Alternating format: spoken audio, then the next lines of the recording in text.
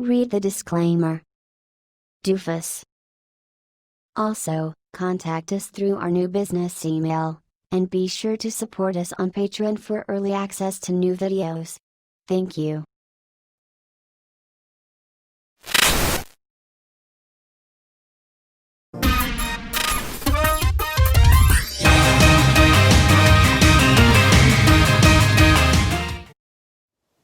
I know that I have made little to no mention of it over the past few months, but this past July, the Transformers fandom was graced... No, that's too high of a praise for it. The screens of Netflix accounts everywhere were disgraced by... No, that's a bit too low. In the July of this dumpster fire of a year, our screens were occupied by a new Transformers series from Netflix. The War for Cybertron trilogy, Siege.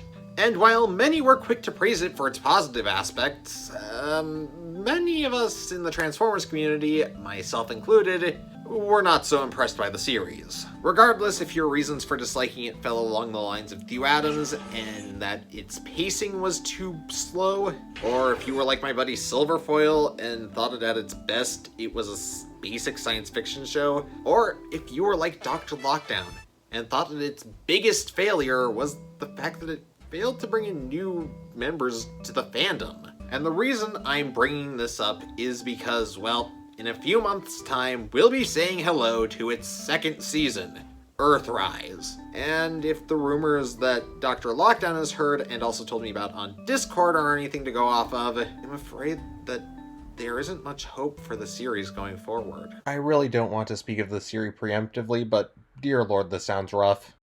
Especially since this makes it sound like another one of my favorite childhood franchises that tried to go edgy. Where's that damn fourth Chaos Emerald? But that's besides the point. I think it's about high time I got on with another review of Transformers Earthrise. And it's something bigger than a deluxe this time. Salutations, denizens of the internet! I'm Firebite27, and let us commence our analysis of War for Cybertron Earthrise, Voyager Class, Megatron. In vehicle mode, Megatron turns into an Earth-style tank. And it was this particular vehicle mode that made me ask, who ordered a return of the siege battle damage? I mean, I'm not complaining in this instance because it actually looks way better than the actual siege battle damage, but still. I don't think anyone aside from me and Dr. Lockdown was kinda hoping it would make a comeback. And not to be too controversial, actually to be extremely controversial, this looks better than the siege battle damage from the Netflix series. Then again, I only have Chromia, and... You make me sad, Chromia. Keeping the compliment train rolling right before it hits the fan, this tank mode feels pretty tidy. What about the back? I know, but I'm getting to that. As my lovely assistant just alluded to, the cohesion of the back is absolute garbage. The back, turny knob of the fusion cannon is completely visible, as are the feet. On the Siege version, I could forgive such a decision, because at least it had the excuse of being a Cybertronian vehicle. This, on the other hand, does not. And the reason why they aren't as cohesive to begin with is because instead of curving inward to sort of like, I don't know, blend in with the tank treads, they instead jut out towards the back at an angle, ruining the sense of cohesion. It was just this close to being completely cohesive, and the back just had to screw it up. But hey, at least from the front, it looks great. And I can confidently say that it is neither the least cohesive tank I've seen on this show, nor is it the most cohesive tank I have seen. The only two positives that I have left with regards to this tank mode are that the details are amazing, and it's a competent size. In other words, it's time for size comparisons. Here's Megatron next to my last review, Earthrise Skylynx, the last tank I reviewed on this channel, Cyberverse Clobber, his rival in Earthrise, Earthrival, the dead Optimus Prime, the best tank I've reviewed all year, BotCon Blast Charge, an example of what I wished they had done with this figure, Siege Shockwave, a standard Qtama, a can of sparkling water, and of course, Fraudside. Overall, Megatron's tank mode is borderline competent. I can't say that it's very competent, otherwise I'd be undermining a large part of the incohesion between parts, but otherwise, it's pretty good, not gonna lie. And trust me when I say that the robot mode has much more of my ire, and for a good reason.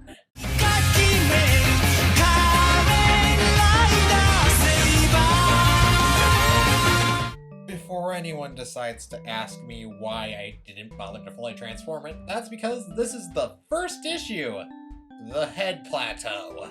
The biggest complaint with the head, at least for fans of the Siege version, was that the little plate that the ball joint which formed the neck tabbed into, or I guess plugged into, was way too loose and could flop off too easily, either making his neck push down way too far, or it would like flop up and make it would give him some extra articulation, we'll say, but it wasn't really good articulation.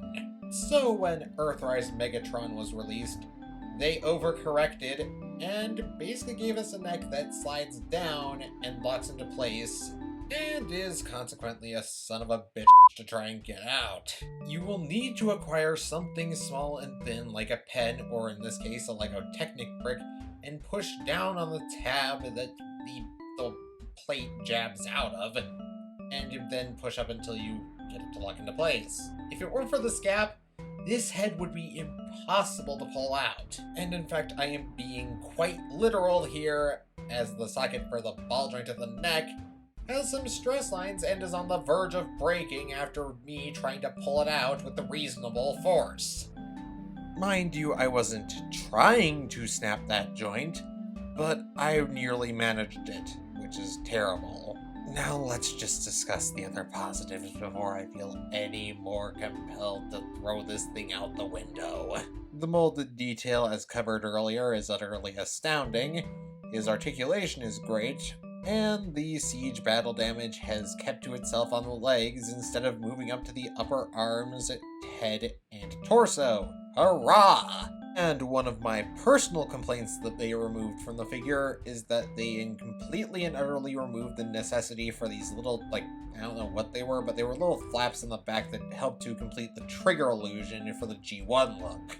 Their joint tolerances were genuinely quite awful, and also they were just really annoying, so I'm glad that we ditched them altogether. The fusion cannon is also pretty good, and on top of its amazing detail, you can also hold it like a traditional gun, which is great for pissing off the G1 fans. And like that, I have run out of positive things to talk about because, oh boy, there are a lot of things wrong with this figure. The head sculpt is by far one of the worst parts of this fail-stravaganza, as it bears a very, very specific depressed millennial energy.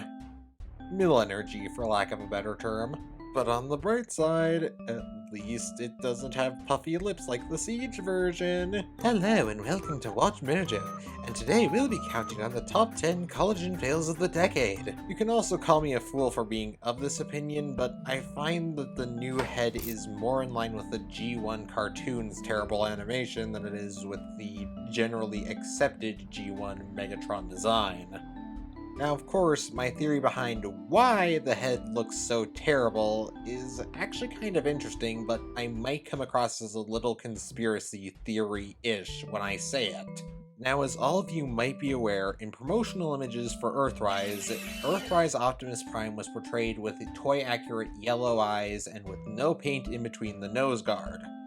Now then, my guess is that the reason why this happened was because people complained that Siege wasn't G1 accurate enough, thus explaining why we kinda went through an abrupt change from spacey Siege modes to the Earthen-based modes of Earthrise. However, this happened late enough into production that, unfortunately, a lot of changes had to be made to the upcoming Earthrise line, which I think they intended to be a bit more Siege-aligned. Granted, I don't really have any evidence to support this, but it might explain why the head sculpts got worse and worse over the course of Earthrise. At least in the G1 aligned designs, like Prowl, Blue Streak, and Smokescreen. Now, this next theory I'm going to share is a lot more plausible and is actually backed up by the roster of Kingdom. Earthrise was going to last a few waves longer, but those waves were cancelled thanks to the Big 19 that's currently going on. Hence why the Beast Arrow will be sharing a lot of limelight with G1 in Kingdom. Okay, sorry, now I'm getting sidetracked. Back on track with the complaints. And now we've come to my biggest complaint, the other accessory that Earthrise Megatron comes with. Which is yeah, to be completely blunt, I have absolutely no idea what this is meant to be. To be completely blunt, the designers seem to have no idea what they wanted this accessory to be. It could have been an auxiliary fusion cannon if it weren't for the scrap metal hanging off of the back. So then is it a sword like the Siege version? I mean, I guess it isn't since it has this long ass stick hanging off of the bottom.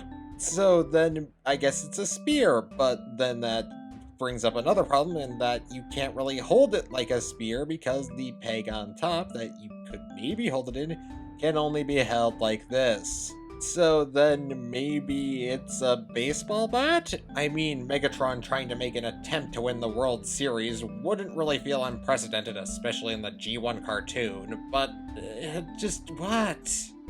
And really, that's the only question that this accessory leaves me with. Just, what? What are you? Who are you? How can I understand you? It's just a pile of questions. And heck, I think the most sensible conclusion on what this accessory might be that I came to is that it's a shield. Does that make any sense? No. But then again, neither do Cliffjumper Shield, or maybe Trailbreaker Shield, or even Ironhide Shield. I'd call our C's name out too, but she doesn't have a shield. And the part that has led me to this inane conclusion is, well, the little weird panel at the bottom. You see that? Yeah, that's part of the back of the tank mode. And it's the single thing that should be making the back cohesive, even though we've covered that in detail and that the tank isn't cohesive in the slightest. Honestly, I wouldn't really be mad if this didn't exist, and instead you just replaced it with, like, I don't know, maybe some fold-out panels from the back of the legs to cover up the gap back there? And to be completely honest, I wouldn't really have minded all that much if it had actually done a good job of covering up the back, but I think you've already seen how badly it does at that job. Usually, I wouldn't mind parts forming. Heck, 99% of the time, I don't care about parts forming, or faux parts, or heck, even hollowness on a figure. But that panel seriously did not need to parts form on this figure. I honestly wish they had given this figure the same treatment as Prime and Shockwave, in that they were both Voyagers at a leader price point that had additional accessories, but used some of that additional budget to lend to the engineering of the figure. And before we can conclude, let's talk about my final complaint with this figure, and that is the fact that they actually managed to make something worse from the Siege version. Now then, the original figure had ankles that just tabbed into the rest of the shins. That sounds pretty good. The problem was that one side tabbed in better than the other. By which I mean one side didn't tab in at all. So in Earthrise, they fixed it in that they removed the tabbing altogether, and now the ankles are incredibly loose. Which is probably one of the worst spots you can have in terms of looseness on a figure.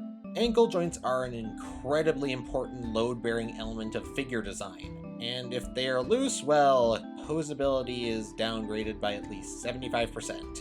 Now then, before we conclude, let's go over the size comparisons again. Here's Megatron next to Skylynx, Clobber, Optimus, Blast Charge, Shockwave, Akan, and Fraudside. Overall, I just find this Megatron kind of boring. It's competent in a lot of ways and even made a few improvements over the original Siege figure, but a lot of you are going to find it just boring. There's nothing interesting here. There's nothing I haven't seen before here. But I do like it a lot more than Siege. In a way, it shares a lot with the Siege Netflix series, in that they're trying to improve upon the past and some of the scripts of some other things with the baseline work of some previous shows and figures. but they just get flatlined by the fact that they aren't interesting and they're ruined by a certain aspect. In my case, it's just that nothing happens. There's nothing interesting, there's nothing unique. They have all these ideas that they've taken from IDW, which did great, amazing things with them, but it's like a total flatline. So, does Earthrise Megatron belong in your collection? No, not really. And even though I like it, I can barely place my finger on why. Maybe it's just nostalgia for the Siege Megatron that I sold off a while ago. Maybe it's just the fact that maybe Stockholm Syndrome? I don't know. But the point is, I don't know why I like it. There is nothing there that I should be able to like, and yet I do. Either way, I cannot award it anything more than a 5.5 out of 10. It's not really worth purchasing if you have the Siege version, especially if you have the Netflix Siege version or the G2 based version. Those I hear are pretty good, but otherwise stay away and maybe wait for the release of the G2 point version. I don't know. Point is, just don't get it. Save your money. Please remember to like the video, share it with your friends, subscribe, ring the notification bell, and I'll see you next time. Firebite27 over and out. And don't forget to...